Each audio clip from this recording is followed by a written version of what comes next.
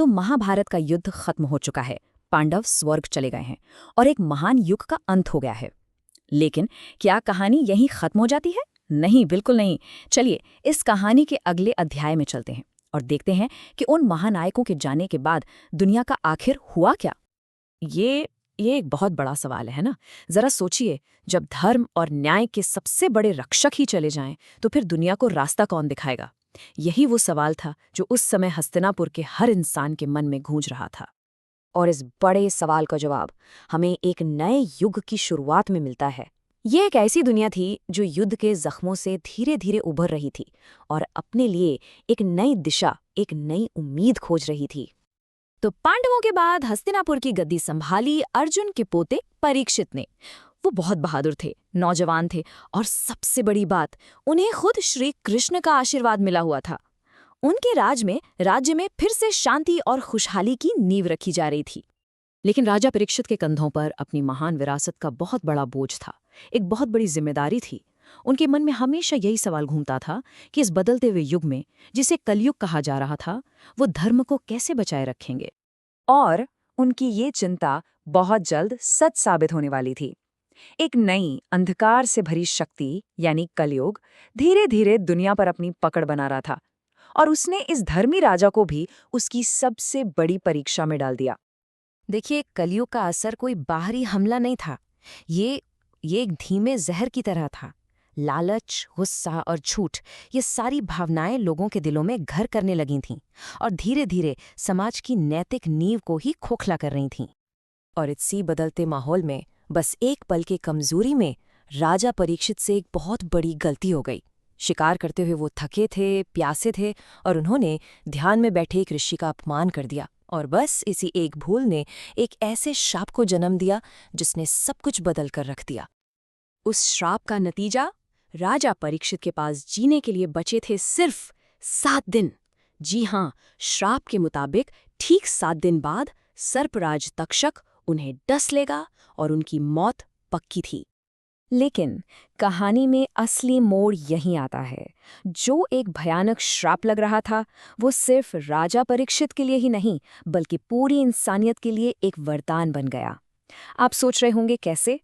चलिए देखते हैं। मौत को अपने इतने करीब देखकर परीक्षित डरे नहीं, भागे नहीं। उन्होंने चुना ज्ञान का रास्ता। उन्होंने फौरन अपना राजपाट छोड़ दिया, गंगा के पवित्र किनारे पर जाकर बैठ गए और अपने आखिरी 7 दिन भागवत कथा सुनने के लिए समर्पित कर दिए। अब देखिए, भागवत पुराण कोई मामूली ग्रंथ नहीं है। इसे महान ऋषि शुकदेव ने सुनाया था और ये भक्ति और ज्ञान का एक समुंदर है। इसमें श्री कृष्ण की लीलाएं हैं, ब्रह्मांड के रहस्य हैं और आत्मा की मुक्ति का रास्ता बताया गया है। और इस दिव्य कथा को सुनकर परीक्षित डर और मोह सबसे आजाद हो गए। तो जब 7वें दिन तक्षक ने उन्हें डसा तो उनका शरीर तो खत्म हो गया, लेकिन उनकी आत्मा अपने पूर्वजों की तरह ही उस परम प्रकाश में मिल गई। उन्होंने एक राजा की तरह नहीं, बल्कि एक मुक्त आत्मा के रूप में दुनिया को छोड़ा। लेकिन रुकिए, कहानी यहाँ भी खत्म नहीं होती है। परीक्षित की मुक्ति के बाद शुरू होती है उनके बेटे जन्मेजय की कहानी। एक ऐसी कहानी जो दुख और गुस्से से भरी थी और जो हमें महाभारत के उस विनाश वाले चक्र की याद दिलाती है। अपने पिता की मौत से जन्मेजय गुस्से में थे और उन्होंने बदला लेने की ठान ली। उन्होंने एक बहुत बड़ा सर्प सत्र यज्ञ शुरू किया। ये एक ऐसा अग्नि अनुष्ठान था जिसका सिर्फ एक ही मकसद था, दुनिया के हर एक सांप को खींचकर उस आग में भस्म कर देना। आप देखिए, एक ही दुख के सामने पिता और पुत्र ने 2 बिल्कुल अलग अलग रास्ते चुने। जहां परीक्षित ने सब कुछ स्वीकार करके ज्ञान का रास्ता चुना, वहीं जन्मेजय ने गुस्से और बदले का रास्ता अपनाया। यह हमें साफ साफ दिखाता है कि हालात नहीं, बल्कि हमारे फैसले ही हमारा भविष्य तय करते हैं। और इस भयानक विनाश को रोकने के लिए खुद वेद व्यास को बीच में आना पड़ा। उन्होंने जन्मेजय को समझाया कि देखो, बदले का ये चक्र कभी खत्म नहीं होता। सिर्फ माफी ही इस चक्र को तोड़ सकती है और दुनिया को बचा सकती है।